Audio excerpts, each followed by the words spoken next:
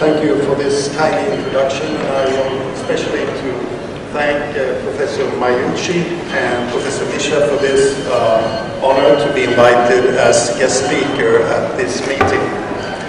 Now I'm here not only on behalf of myself, but on behalf of the European Society of Endocrine Surgeons, which I happen to chair for 2 years, and also for the Eurocrine database.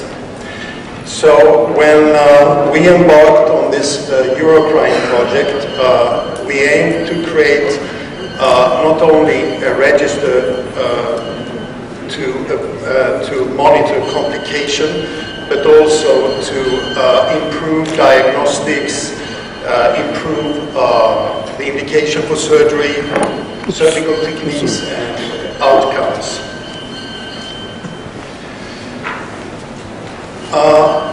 To build a registry, you really need a budget. It's not for free, and we were lucky enough to have an initial budget which was 1.2 million euro, whereof funding from the European Union with a grant comprised 60%. This was a project within the health program of the European Union that ran between September 2013 and March 2017. The registry is currently funded by membership fees and has a broad representation of national endocrine surgical societies in Europe and across Europe in some non-European countries as well. This is what it looks like. We have more than 20 countries participating in this registry, and more than 90 departments have signed up to register data. This is the map which depicts how we have spread all over Europe. The latest department that joined was a big department in St. Petersburg. So the outline of this registry is kind of interesting. Since it's a cross-country registry, we had to make a deal on what kind of variables that should be in common for all departments and all countries. And these are called core variables. Then there is a flexibility, so each country can up to and in excess of the core variables also decide about national variables that they think are of particular importance to have. And on the local level, the department and clinic can also decide about their favorite variables that they think that they need locally. So the Eurocrine is sort of a network comprised of a number of national societies who in turn have a national boards, and they decide about the national variables, appoint representative to the Eurocrine board, extract national data, issue an annual report, and advise regarding the data extraction for research after ethical approval. On the local level, you have in each country the local hospital that has full access to their own data. They can extract it at any time through an Excel file. They can create local variables and also use a very unique tool which is called My Eurocrine. I will tell you a little bit about that further on. And there are also other types of analytical tools built into the registry. So this is what it looks like when you log in. There are some generic figures in the dashboard when you log in, and that is, for instance, how many operations you have registered, the waiting time to surgery, and the days spent in hospital. You will also note to the right of this particular page that there are a number of languages available for the database, so it has been translated to a variety of big languages, and it can principally be quite easily translated to any language on earth, as far as I understand. This is the menu system, which is very easy and self-instructive. And this is the page to register a new operation. So you choose basically what kind of operation you want to register and click on that particular button, and then this thing come up. And this is something that we are quite proud of. There is a timeline which is quite logical for registration for any patient. You start with the basic data, then the pre-operative data, then you have the data for the operation, the post-operative data, and then the follow-up. And you see the plus button at the end of this row. And when you click on that, you can that will give you further follow-up, so you can actually follow the patient for so many years that you actually want to do it. But this is, of course, not mandatory. It's done mostly for malignancy and for rare tumors and for certain complications. There is also, as you might see here, a color coding system. So before you start to register data, the button is gray. When you have registered some data, but not all, it's orange, and then it turns green when everything is finished. You will also get a prompt by email if you have some missing data, which is mandatory to register. So after a certain number of weeks or months, you will receive an email that, hey, you have forgotten to register all the data on this patient. So how do you keep track of your patient? You go to the list of your operation and you actually search the patient. Now in Sweden and some Scandinavian countries you can search by name or personal number, but in other countries you can choose the type of disease the patient has been operated, the operating day, if it's a man or woman, and also the age. And this way you can easily get to the patients that you want to register new data on. And as you see the boxes in the right of this picture, they have the same color coding system as we saw in the previous slide. So you search operations here, and by this technique, and here you can see how the registration is going for that particular patient. So there are also comparative key data as time series on the dashboard. So you choose basically what you are looking for. It's a thyroid operation, primary HPT, and then, for instance, the main indication will appear on this dashboard, and you compare your indication for surgery in thyroid disease towards your own country and also the European or international data. It's very easy to extract data for the local hospital. As I said, you just choose the kind of data that you want to download, which you have access to, and then you choose the time you want to extract for, and then you download your Excel file. So it's really easy. Now I talked a little bit about my Eurocrine, and this is really a function which we are very proud of, and we think it's a unique function, which is totally integrated in the database. By this function you can create your own variables which are specific for your clinic. But you can also perform prospective observational studies, and most importantly perhaps randomized controlled trials. So this particular tool can screen for your set inclusion and exclusion criteria. After you have clicked that the patient has been informed and consented, it will randomize the patient, and then they can also store your research program, protocols, ethical approval, patient information, etc. And then you can extract this data for your study. For instance, this is a sham or a dummy study which I created, a never monitoring study. So you'll get a prompt when you want to register a specific patient. Hey there is this study available. Are you interested to take part in this study? And if you say start survey, then everything else comes up. And the bluish box bottom left is actually the specific study variables that are sort of docked to the main registry. And you answer those questions and it's saved in the database. So we have been running basically 2.5 years. We have now a little bit shy of 25,000 surgical procedures. And what is very impressive, especially are the registration of rare diseases like in thyroid, medullary carcinoma, and aplastic carcinoma. You will also appreciate that we have already in excess of 1,000 adrenal operations, which of course give you immense power and statistical power when you want to analyze the data.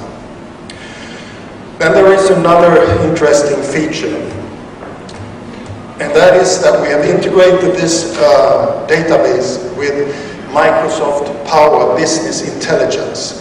And that means that we can design graphs and graphical reports specifically for the annual report, but you can also design it as apps. For instance, if you want some kind of decision support when you are discussing with a patient, for instance, what is the risk of malignancy if you are a person with this age and you are a female and you have a Bethesda 3? What is actually the risk statistically for cancer in this particular setting? So that's all well and done, but the question is it worth anything? And I want to try to convince you that it is really some interesting data, and I'll just show some of them. First, thyroid. In cytology, it's probably the way it looks in many countries, that most cytologies are benign, but about 14% of the cytologies are points to a malignancy.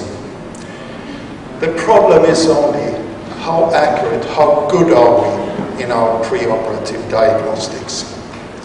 So I will point to Bethesda 1 and 2, the benign and non-diagnostic Bethesda categories, plus in those cases cytology was not performed. Now if you look at these different forms of cancer, take for instance medullary carcinoma, you will appreciate that over 40% had no cytology whatsoever. That means it was diagnosed after surgery. Of course, it could be a few patients there with metastasis, but that was not the majority. You will also appreciate, for instance, for medullary cancer, 6.5% had benign cytology, for instance. Or if you go to papillary cancer, you have 11% benign cytology, and also in a fairly, let's say, impressive number of patients, there were no cytology at all.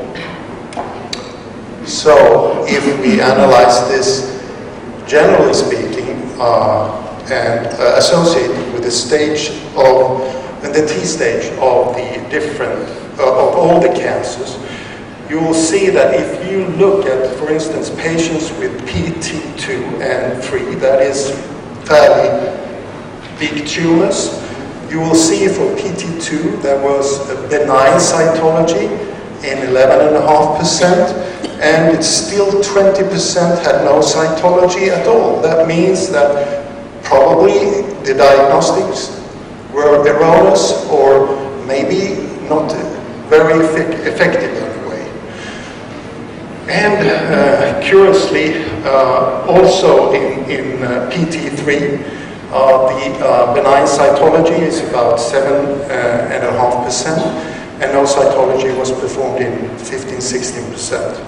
This is clearly not good. We must do better. Now, then you might rebut that, okay, but what about the small cancers?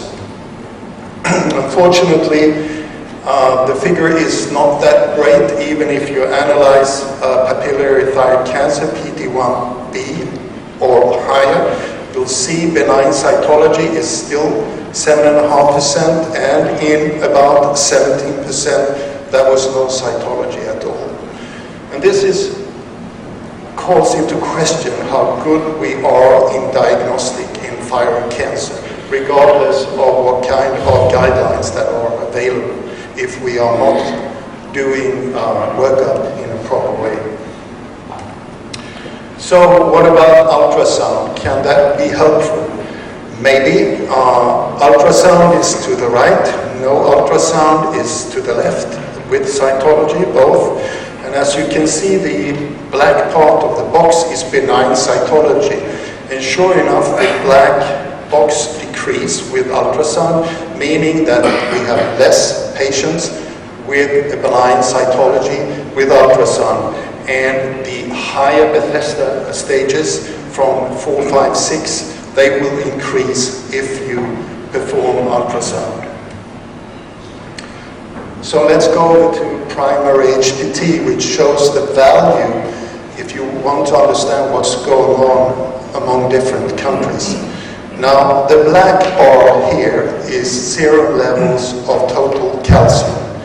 What is very interesting, because this was my bias, that in some countries in Europe, we thought that patients were operated only with, let's say, a pretty high serum calcium level.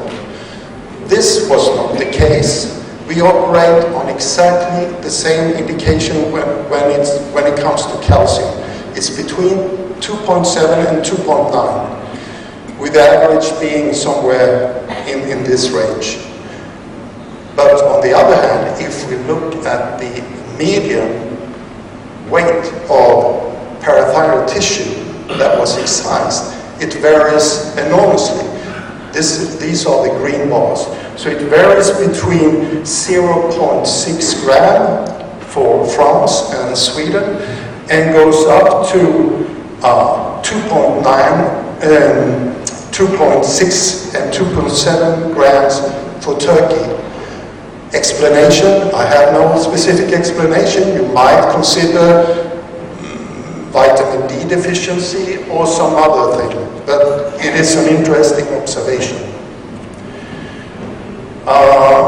As you know, during the last 15 to 20 years there have been a big shift in parathyroid surgery. When I started out with this, the standard operation was bilateral neck exploration, although in our particular department we fought hard for introducing a unilateral operation.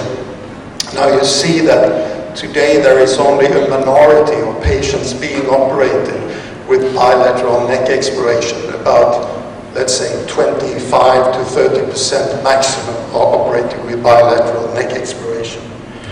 But what is interesting is that with those patients that are subjected to bilateral neck exploration, about a third of them are converted from a targeted operation to bilateral neck surgery. And when you analyze those patients that are actually getting a converted operation, they have longer operation time, they have worse outcome, even compared to those who were planned from the beginning to be a bilateral neck exploration. The conversion rate for a targeted operation, if you add focused operation and unilateral neck exploration, to me the difference between those are not semantic, because it happens, that the targeted for me is that you only excise and actually identify one gland, whereas a unilateral you actually identify two glands on that side. Anyway, the conversion of those two types to bilateral neck surgery is about 14%. And that's also something that we have to, I think, address in the future, because that means essentially that you have done a lot of localization procedure, maybe at least 2, maybe even 3 sometimes, and of very little use. So this is something I think we need to address. On the other hand, should we stop with should we not do a target operation? I think we should, because the big argument for doing bilateral neck exploration was that you can identify 4 glands and excise the enlarged glands. But this slide depicts how often does this happen? how many glands do you actually identify if you perform a bilateral neck exploration? And this shows that it's about 80%. In 80% you identify 4 glands. So that means that actually that you are not doing actually the argument is not that strong as it used to be. Another thing that varies enormously between different countries is the histology. For instance, if you look to Austria, about 8% hyperplasia or multiglandular disease. In Sweden, it's around 10%, but it goes up to almost, well, around 20% for Switzerland, 16% for France. Why? Is there a difference in pathology? Is there a difference of disease? Well, at this moment we cannot tell, but this is also a very interesting observation. Going over to adrenal, of course most patients today are operated because of a tumor which you really want to excise because you will want to be sure that there is no malignancy in that tumor. Modes of detection has to do with this. Because of CT and MRI, we detect a lot of adrenal incidentalomas, and of those who are operated today, about half of them have been detected through this kind of, let's say, wild screening due to trauma or follow-up for malignancy or whatever, and only about half of them are detected because of symptoms. This has some interesting aspects. For instance, in pheochromocytoma, about 80% of those with some kind of symptoms are blocked with an alpha blockade before surgery, which is also the recommended thing. Whereas of those who have been detected as adrenal incidentaloma, there is only a blocking an alpha blockade in about 60%, clearly showing that you are actually getting them in some kind of subclinical or preclinical stage when you operate them. And as you know, there are surgeons, for instance, Martin Waltz, that claim that you really don't need an alpha blockade for at least some patients any longer. Surgery for metastasis is also a runner-up. As you see, of our cohort, 11-12% of the adrenals are actually operated due to metastatic disease. Type of operation, most popular is transabdominal endoscopic, at least in Europe, followed by the posterior endoscopic approach popularized by Martin Waltz, then laparotomy, and then robotic assisted. What is interesting with this particular slide, I find personally, is that 15% of the patients are still operated with the classical abdominal laparotomy approach. And there is definitely not 15% of adrenal cortical carcinomas in this cohort. That means you must question what's going on. We should clearly be able to do a little bit better and do even more endoscopic surgery for these patients. This is at least our initial suspicion. So with this slide, I'll